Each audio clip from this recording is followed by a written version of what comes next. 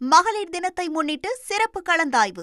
வீட்டிலிருந்து தொழில் தொடங்குவது எப்படி என்பது குறித்து கலந்துரையாடல். தவிக தலைவர் விஜயின் தஞ்சை நிர்வாகிகள் சந்திப்பு பேச்சு குறித்து தொண்டர்கள் தெரிவித்த கருத்துக்களை தற்போது பார்க்கலாம். பெண்களுக்கு ரொம்ப இம்பார்ட்டன்ஸ் கொடுக்குறாரு. அவர் நமக்காக வந்து இவ்வளோ பிரச்சனையும் ஃபேஸ் பண்றாரு அப்படின்னா நம்ம புதுசா வர்றவங்களுக்கு வழி விடுவோமே. அவர் மேல பயம் இல்லை அப்படின்னா ஏன் எல்லாரும் அவர் மேல இவ்வளோ அவதூறெல்லாம் பரப்பணும்? கரெக்ட் தானே? யோசிச்சு பாருங்க. இப்ப கூட வர்றதுக்கு இவ்வளோ ரூல்ஸ், அவங்க கட்சி கூடத்துக்கு இவ்வளோ ரூல்ஸ் இருக்கோ இல்லையோ, நம்ம கட்சி கூடத்துக்கு நிறைய ரூல்ஸ், இவ்வளோ டைமிங், இவ்வளோ இது இருக்கணும், இப்படி இருக்கணும், அப்படி இருக்கணும். அவங்க பண்ற தப்ப எல்லாம் தெரிய மாட்டேங்குது, நம்ம பண்ற தப்பு மட்டும் தான் தெரியுது. எப்பவும் டிவிக்கே தான். இவ்வளோ நாள் வந்த வரைக்கும் யாரும் எந்த நல்லதும் செய்யல. அவர் சொன்னபடிதான் கடைசி நிமிஷத்துல அவருக்கு பயந்துதான் எல்லாம் கொடுக்குறாங்க. அவர் வந்துருவாரேன்ற பயம் தான் நமக்கு 5000, அவர் வந்துருவாரேன்ற பயம் தான் நமக்கு 3000. ஸோ அவர் வந்து ஜெயிக்கிறாரு, நமக்கு ஆனா நிறைய பெனிஃபிட் வந்துருச்சு. பாத்தீங்களா, பயம் வந்துருச்சு. ஆக மொத்தம் வெற்றி நமக்கு தான் சார். ரொம்ப சந்தோஷம்.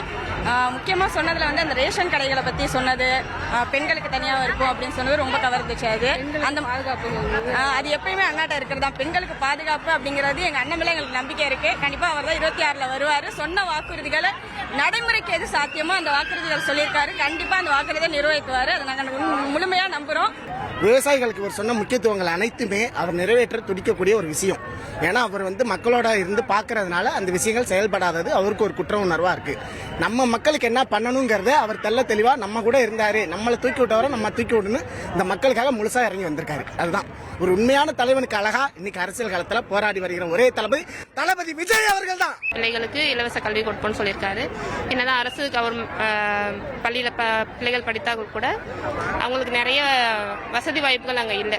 குறிப்பாக ஒரு கழிப்பறையா இருக்கட்டும், பள்ளி அறைகளா இருக்கட்டும், நிறைய தட்டுப்பாடுகள் இருக்கு. இதையெல்லாம் புது ஆட்சி வந்து மாற்றி தரும்னு ஒரு நம்பிக்கை இருக்கு. விவசாயத்துக்கு அவர் என்னென்ன பண்ண போறாருன்னு சொல்லி தெளிவா சொல்லி இருக்கிறாரு. பயிர்க்கடன் தள்ளுபடி பண்றேன்னு சொன்ன அரசு இந்த தடவை பண்ணவே இல்லை. 5 வருஷம் ஆச்சு, பயிர்க்கடன் தள்ளுபடி பண்ணல. இவர் 5 ஏக்கர் வர நில வச்சிருக்கவங்களுக்கு தள்ளுபடி முற்றிலும் பயிர்க்கடன் தள்ளுபடி பண்றேன்னு சொல்லியிருக்கிறாரு. 5 ஏக்கர் மேல உள்ளவங்களுக்கு 50% பண்றேன்னு சொல்லியிருக்கிறாரு. என்னால முடிஞ்சது ஆராய்ச்சி செய்யறேன்னு சொல்லியிருக்காரு. சும்மா போற போக்கில் அடிச்சு விடுறதில்ல. மகளிர் தினத்தை முன்னிட்டு சிறப்பு கலந்தாய்வு. வீட்டிலிருந்து தொழில் தொடங்குவது எப்படி என்பது குறித்து கலந்துரையாடல்.